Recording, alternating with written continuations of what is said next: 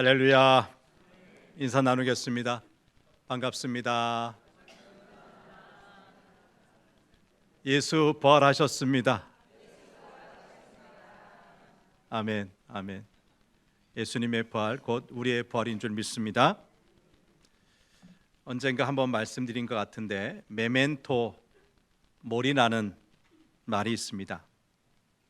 이 메멘토 모리는 죽는다는 것을 기억하라, 죽음을 잊지 말라는 라틴어 문구입니다. 로마 공화정 시절 전쟁에서 승리한 장군에게 허락되는 개선식, 당시 관습에 따라 얼굴을 붉게 칠하고 4마리의 백마가 이끄는 전차를 타며 로마 시내를 가로지는, 지금으로 말하면 카포레드를 거행했는데, 이런 대접, 융숭한 대접을 받게 되면 당사자, 개선 장군은 말 그대로 신으로 숭배받는 듯한 벅찬 감동에 젖게 되지요. 그런데 이 개선식의 마차에는 인간 중에서 가장 비천하다고 할 수 있는 노예 한 명이 개선 장군과 같이 탑승하여서 이 개선식이 진행되는 동안 끊임없이 메멘토 모리, 죽음을 기억하세요, 죽음을 잊지 마세요, 이 말을 되풀이 속삭였다는 겁니다. 이것은 그날의 주인공인 개선 장군에게 이런 환호성, 이런 카포리들을 통해 너무 우쭐대지 말라고 하는 경고였어요. 곧 아무리 대접받는다고 해도 그는 신이 아닌 언젠가 죽을 인간임을 잊지 말고 겸손해야 한다는 사실을 반복해서 경각시켰던 것이죠. 모든 사람은 잘 살고 싶어 하고요, 웰빙의 삶을 살고자 합니다. 그러나 역설적이게도 죽음의 의미를 아는 사람이 정말 의미 있는 삶을 살 수가 있습니다.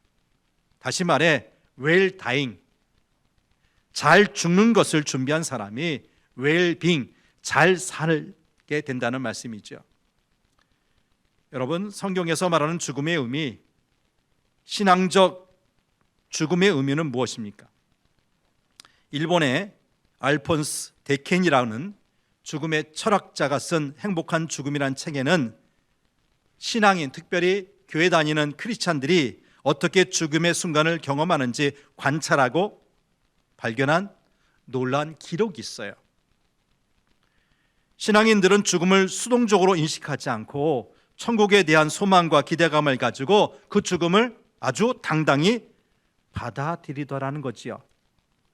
그렇습니다.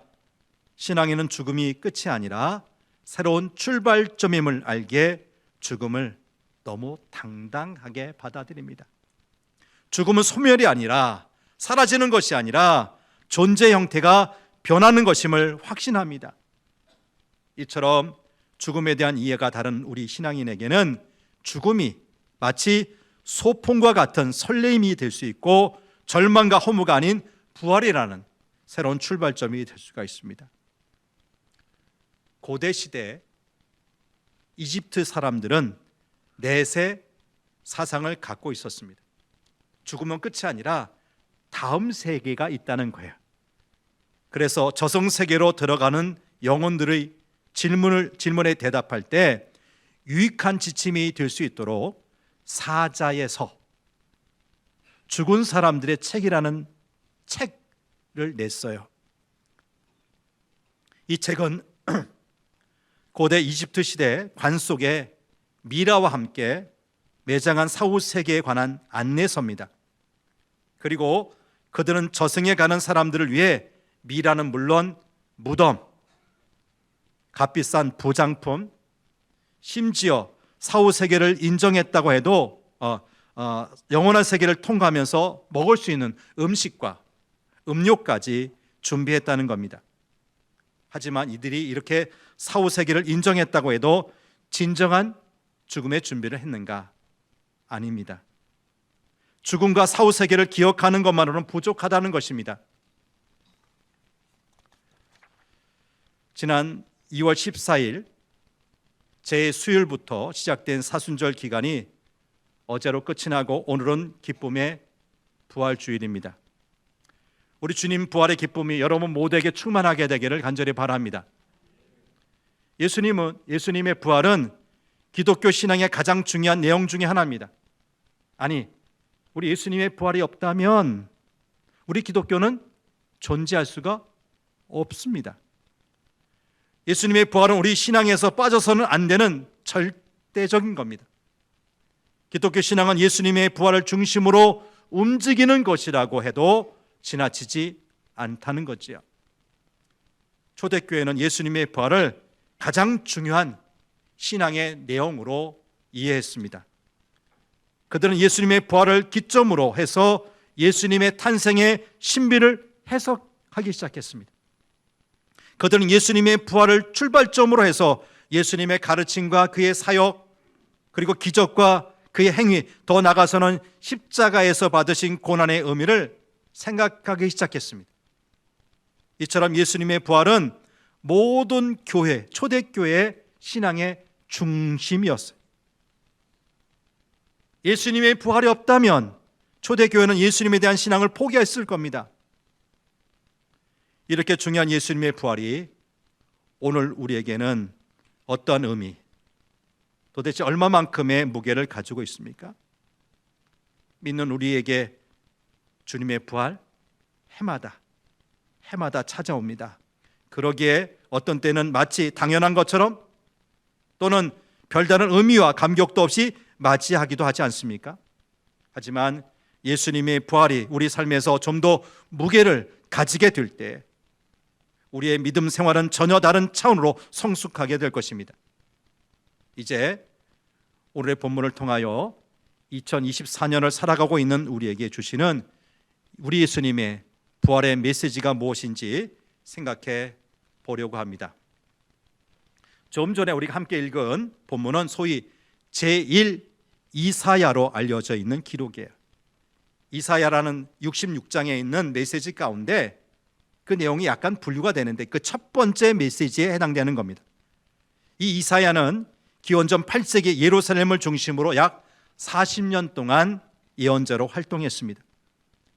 이 이사야는 당시 사회, 경제적 그리고 종교적인 죄악들을 비판했습니다. 특별히 그는 북이스라엘 멸망시킨 다음 유다를 향하여 공격해오는 아시리아를 대항하여서 이집트와 연합하여 그들과 동맹을 맺고자 했던 반아시리아 동맹을 맹렬히 반대했습니다. 아시리아가 이 동맹을 반대한 이유는 단 한 가지입니다. 그 행위는 곧 이집트와 동맹하려고 하는 그 행위는 하나님을 의지하지 않고 믿을 수 없는 이집트를 의지하는 불신앙의 표현이라는 거지요. 그리고 그것은 그들에게 멸망을 가져다 줄 수밖에 없는 것임을 강조했습니다. 그럼에도 불구하고 유대 지도층들은 그 말에 귀를 기울이지 않았고 결국에는 이 아시리아의 사네립의 공격을 받아서 예루살렘이 포위가 되고 결국 나라는 멸망당하여서 20만 명 넘게 포로로 잡혀가는 수모를 겪게 되었습니다. 이사야는 이런 암울한 현실 속에서 하나님께 돌아올 것을 외쳤고 오직 그것만이 유대의 유일한 희망임을 선포했습니다. 이러한 역사적 배경 속에서 이사야는 오늘의 말씀을 기록한 것입니다. 선지자 이사야는 본문 앞인 24장에서 하나님을 의지하지 않고 하나님을 배신한 유대 민족의 멸망을 예언했습니다. 하지만 이사야의 예언은 암울한 멸망의 소식만으로 그치지 않았습니다. 그는 다시 힘을 내어서 유대 민족을 향한 희망의 메시지, 회복의 메시지를 전해 주었습니다. 그것이 오늘 읽은 25장, 이어지는 26장 말씀입니다. 여러분, 오늘 우리가 사는 이 시대, 우리나라의 현실을 바라보면 결코 좋다고만 할 수가 없을 겁니다. 남북이 분단된 이유, 늘 걱정거리였던 남북 관계는 점점 얼어붙어서 이제는 남북 간의 어떤 대화도 없습니다. 오히려 미사일을 비롯한 대량 살상 무기 개발로 상대방을 윽박지르고 있습니다. 코로나19 이후 차츰 회복되었던 경제는 장기간 이어지는 고물가와 고금리로 인해서 위축이 되고 서민들이 살기가 더 힘들어져 가고 있습니다. 장로님 기도하신 대로 정부와 의사 간의 의대 정원 확대 문제로 이어지고 있는 이 갈등, 여기서 환자들, 물론 우리 국민들이 불안거리가 되고 있습니다. 정부가 제 역할을 못하는 사이 일반 국민들 사이에 마약에 손대는 사람들이 급속히 늘고 있고, 어린 청소년 대상의 성범죄, 사기 전화나 문자를 통한 스미싱 범죄도 점점 늘고 있습니다. 이런 상황에서 국민을 위해 일하겠다는 정치인들 선거를 앞두고 실효성에 있는 대책을 내놓지 못하고 있습니다. 과거 이사의 시대 부패한 유대 나라를 보는 것 같습니다. 마치 죽음의 세력이 온통 우리의 삶을 지배하는 것 같은 느낌을 주는 현실입니다. 실제 요즘 우리 사회는 희망을 잃고 스스로 죽어가고 있어요. 미래에 대한 희망을 갖기 어려운 젊은이들이 점점 가정과 결혼에 대한 그 기대를 접고 있어요. 국가의 핵심 성장 동력의 핵심인 20대, 30대 젊은이들의 사망 원인 제1위가 여전히 자살이에요. 가뜩이나 인구 절벽이란 암초를 만난 우리나라의 미래를 짊어지고 갈 청년 시절의 이 시대의 자살은 심각한 문제가 아닐 수가 없습니다. 한창 생명을 사랑해야 할 세대를 죽음의 문화가 지배하고 있는 겁니다. 오늘 우리는 이 같은 죽음의 문화가 지배하는 현실에서 예수님의 부활 소식을 듣습니다. 예수님도 2000년 전 당시를 지배하고 있던 죽음의 세력에 의해서 십자가에 갖은 고난을 받으시고 죽으신 것 아닙니까? 이 죽음은 우리 모두를 슬프게 하고 괴롭게 만듭니다. 죽음은 우리로 하여금 희망이 아닌 절망하게 만듭니다. 그럼에도 불구하고 우리 예수님의 죽음은 달랐습니다. 예수님의 죽음은 다시 살아나심, 곧 부활로 이어졌기에 우리로 하여금 절망에 빠지지 않게 하는 죽음이었습니다. 그러기에 부활을 믿는 우리는 오늘의 현실이 주는 절망의 상황을 넘어서서 다시 희망을 말할 수 있는 것입니다. 오늘 선지자는 이런 상황을 7절과 8절 상반절에서 이렇게 이야기합니다. 같이 한번 읽어보겠습니다. 시작. 모든 민족의 얼굴을 가린 가리개와 열방 위에 덮인 덮개를 제하시며 사망을 영원히 멸하실 것이라. 주 여호와께서 모든 얼굴에서 눈물을 씻기시며 자기 백성의 수치를 온 천하에서 제하시리라. 자, 이 구절에 있는 얼굴을 가린 가리개라고 하는 것은 장례식 때 쓰는 얼굴 가리개, 베일이나 노을을 말하고요.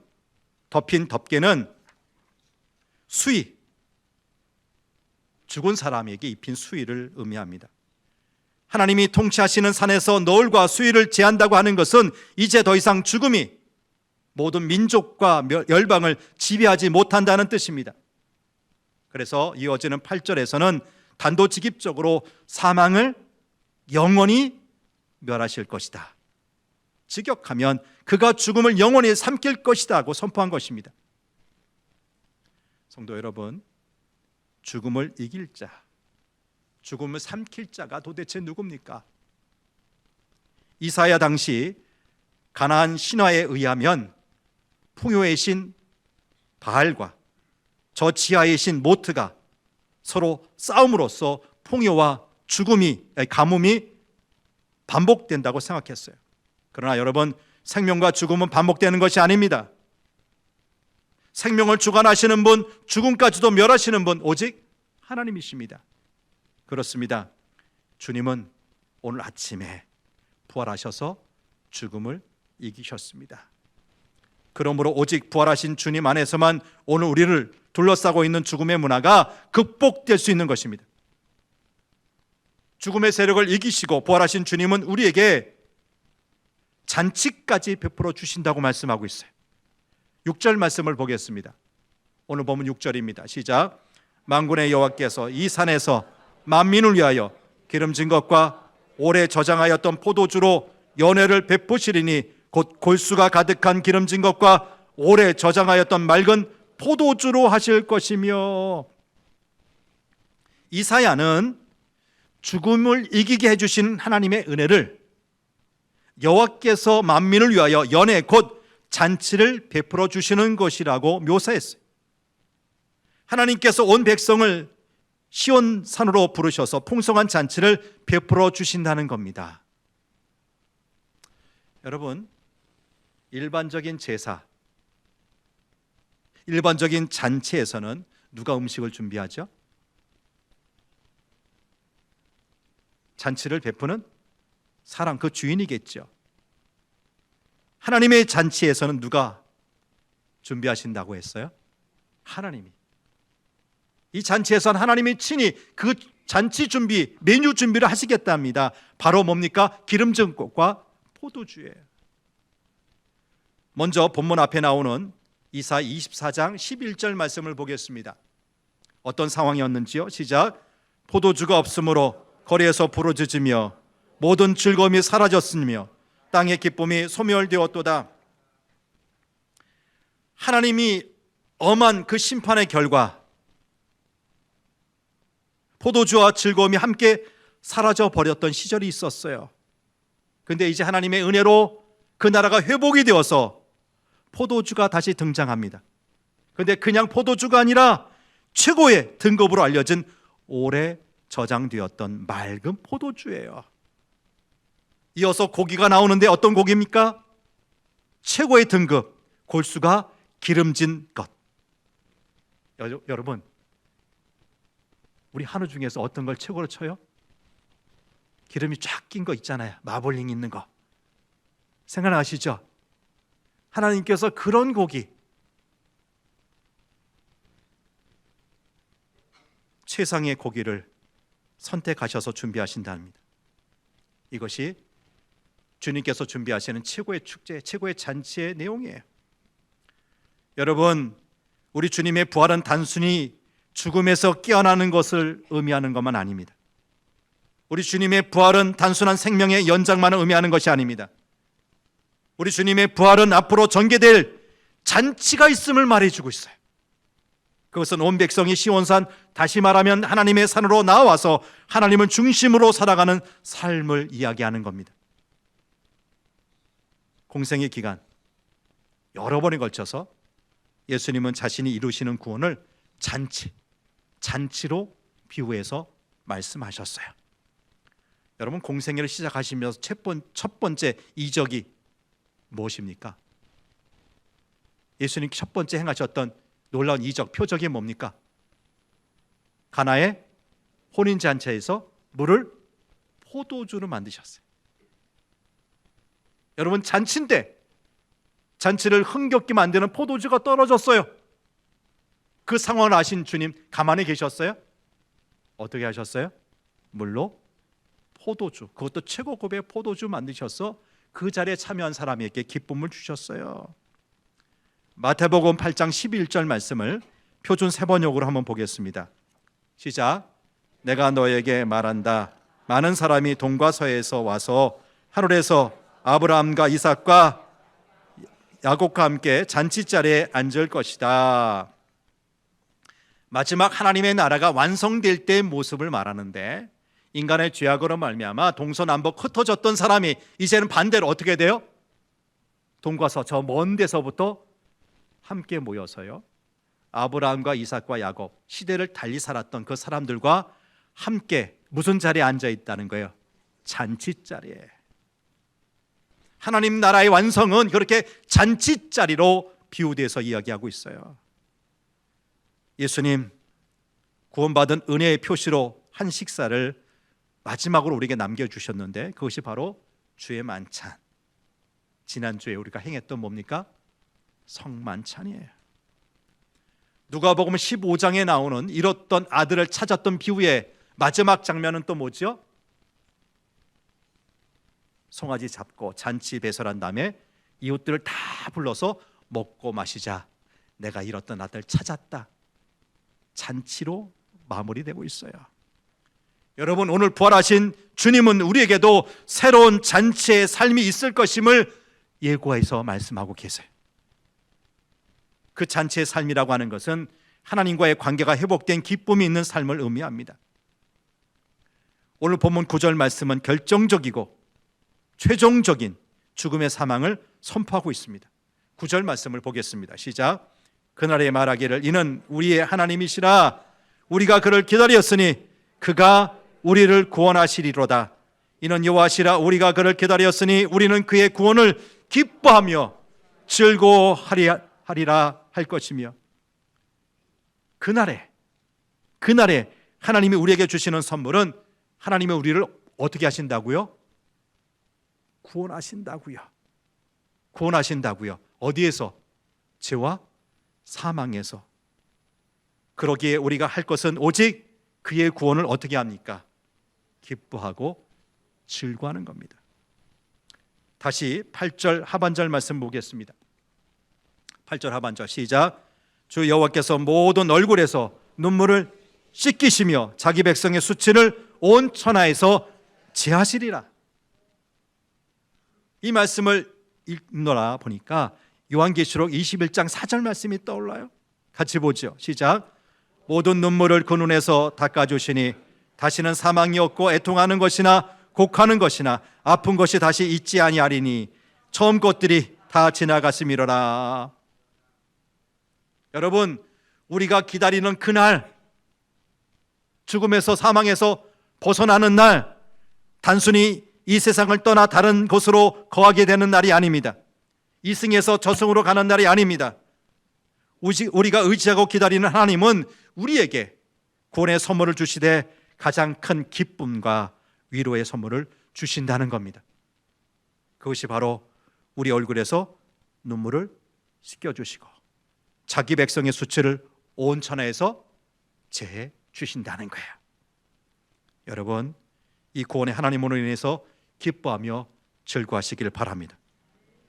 구원의 하나님이 우리에게 주시는 참된 소망은 모든 죽음을 이기고 기쁨을 누리는 것입니다.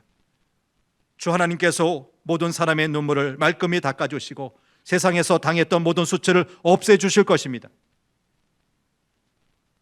이사야의 이 예언은 이미 예수님께서 부활하심으로 성취가 되었습니다.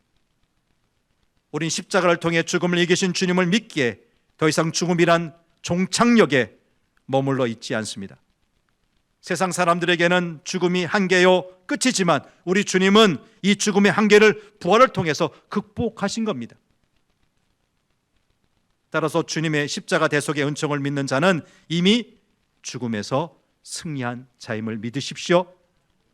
예수님의 부활을 믿는 자는 이미 주님이 성취한 부활의 영광과 기쁨을 날마다 누리며 살고 있는 것입니다. 여러분, 지금 우리에게 들려오는 다양한 국내외 소식들은 우리 삶에서 기쁨을 앗아가고 잔치를 빼앗아가고 있어요. 언제부터인가 우리 삶에는 잔치가 사라지고 있어요. 모두들 자신의 삶에만 정신을 쏟고 자신의 개인적인 행복에만 몰두한 세상, 어떠한 방법이라도 성공하면 그만이라는 생각이 팽배한 삶에서 잔치는 점점 사라지고 있어요. 그러나 잔치가 없는 세상은 생명을 상실하고 오직 죽음을 향하는 길만 있는 세상입니다. 이러한 세상을 향하여 하나님은 예수님의 부활을 통하여 우리의 삶에서 잔치에 대한 희망을 살려주고 계세요. 그러기에 예수님의 부활은 하나님의 나라를 향하여 살고자 하는 모든 이들에게 한없는 희망이 됩니다. 곧 예수님의 부활은 우리에게 잔치를 회복해 주는 것으로 나타나는 것입니다. 주님의 부활로 인하여 잔치를 회복하게 되면 우리는 이웃을 더 이상 내가 밟고 일어서야 될 그 경쟁의 대상으로 생각하지 않고 한 가족으로 대하게 됩니다. 함께 삶을 나누는 사람으로 생각하는 것이죠. 그렇게 됨으로써 우리는 상대방을 죽이고 이겨야만 내가 살 수 있다는 죽음의 문화를 극복하고 우리 모두가 함께 즐기고 기뻐할 수 있는 잔치와 같은 공동체의 삶을 살아갈 수 있게 될 것입니다. 선지자 이사야가 표현한 대로 정말 하나님의 잔치가 벌어지게 되는 것입니다. 이 같은 삶이 바로 예수님의 부활을 고백하고 부활을 따라 살아가는 사람들의 참 모습이라 믿습니다. 여러분, 예수님의 부활은 끝이 아니라 지금도 여전히 진행형입니다. 계속되고 있습니다. 프랑스 개혁교회 목사인 알랑 아노르라는 분은 진행 중인 부활이라는 시에서 이렇게 예수님의 부활을 노래했습니다. 한번 들어보십시오. 느리고 힘이 든다. 그러나 우리의 부활은 이미 우리 가운데서 시작되었다. 부활의 정신은 우리의 삶 한가운데 존재하며 우리로 하여금 앞을 향하여 전진하게 독려하고 있다. 이것이 무덤을 이기는 약속이고 힘이다. 부활은 위기의 순간에서 가질 수 있는 유일한 희망이다. 오늘 새벽 우리 예수님 부활하셨습니다. 아니, 주님은 계속해서 부활하실 겁니다. 생명을 위협하는 죽음의 세력들은 우리를 늘 죽음의 위기로 몰아갑니다. 세상은 죽음의 문화에 사로잡혀서 여기저기서 계속 죽어가고 있어요. 마치 죽음 외에는 다른 그 어떤 가능성도 없는 것처럼 보입니다. 우리에게 더 나은 세상의 가능성이 없는 것처럼 보이도록 죽음은 그렇게 우리를 몰아가고 있습니다. 이러한 죽음의 문화, 잔치를 잃어버리고 우울하게 살아갈 수밖에 없는 우리, 희망을 잃어버린 우리를 위해 오늘 새벽 주 예수님이 다시 사셨습니다. 부활하신 예수님 믿고 예수님을 따라가며 사는 동안 우리에게는 다시는 절망이 없습니다. 아무리 어려운 삶의 위기가 닥쳐온다 할지라도 바로 그 위기의 순간에서 부활은 우리에게 희망이기 때문입니다. 이사야 선지자는 주님께서 사망을 영원히 멸하실 것이다, 주 하나님께서 모든 사람의 얼굴에서 눈물을 말끔히 닦아주실 것이라고 선포했습니다. 부활의 주님께서 우리의 삶에서 죽음이나 어두운 그림자를 닦아주신다는 말씀입니다. 이를 위해서 주님은 오늘도 부활하시고 계십니다. 이제 부활의 주님을 따라서 오늘 우리의 세계를 죽음이 아닌 생명의 문화, 부활의 문화가 지배하는 세계로 만들어 갑시다. 죽음의 세력과 맞서 싸우고 그를 이기는 것은 느리고 힘들 수 있습니다. 그러나 오늘 이 아침에 부활하신 주님과 함께 한다면 승리는 분명 우리의 것입니다. 복된 부활의 아침, 여러분을 이 부활의 소망으로 초대합니다. 이제는 죽음 앞에서 절망과 무력감을 느끼는 성도가 아니라 오늘 말씀을 붙들고 새로운 부활신앙을 품고 살아갈 수 있기를 바랍니다. 헨리 나우에는 죽음을 준비할 때 가장 좋은 태도는 어린아이처럼 되는 것이다 그랬어요. 어린아이 아시죠? 우리 자녀들, 어린아이는 무력한 존재이지만 자신의 부모님이 돌보심을 절대 의존함으로 살아가듯이 우리도 그렇게 살아가야 한다는 거예요. 우리의 전 존재를 창조주이자 구원자가 되시는 하나님께 온전히 내어 맡기고 부활의 소망 가운데 기쁨으로 살아가시기를 축복합니다. 바로 그런 사람이 죽음까지도 최후의 상급과 선물로 여기고 오늘 당당하게 살 줄 믿습니다.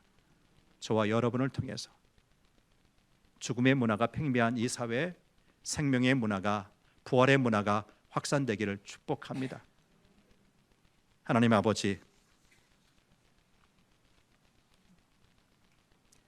사람을 만드시고 생육하고 번성하라 하셨는데 어느 순간 죄가 들어오고 사망이 들어오고 죽음의 문화가 곳곳에서 넘실대고 있습니다. 한참 생명이 충만해서 미래를 꿈꿔야 될 젊은 세대가 앞이 안 보인다고 절망에 빠져서 스스로 목숨을 버리는 경우가 얼마나 많은지 안타깝기 그지없습니다. 무한 경쟁 시대에 가까운 친구라도 밟고 이겨야만 나는 살 수 있다. 이런 사회에서 어떻게 이웃과 더불어 형제와 더불어 잔치할 수 있겠습니까? 점점 잔치의 분위기도 사라지고 있습니다. 이런 절망의 때에 우리 주님 사망 권세 이기고 부활하셨습니다. 그리고 그 부활의 메시지를 오늘 이 시간 우리에게도 주고 계십니다. 주님, 우리가 이 부활을 우리의 부활로 받게 하여 주옵소서. 우리의 부활로 받게 하여 주옵소서. 더 이상 절망이, 죽음이 우리를 지배하지 못하게 하시고 예수의 생명이, 부활의 능력이 우리를 지배하게 하옵소서. 더 이상 죽음으로 내모는 무한 경쟁 속에서 잔치의 기쁨을 잃어버린 삶이 아니라 하나님께서 준비하신 가장 기름진 고기를 먹고 가장 귀한 포도주를 나누는 이 귀한 잔치 자리에 우리 모두가 함께 참여하는 역사가 있게 하여 주옵소서. 죽어서만 가는 천국이 아니라 살아서 그 아름다운 공동체의 기쁨을, 잔치의 기쁨을 누리기를 원합니다. 우리 성도교회 교우를 통해서 귀한 이 부활의 역사가 이루어지게 하옵소서. 부활 소망 되시고 부활의 첫 열매가 되신 우리 주 예수님 이름으로 기도합니다. 아멘.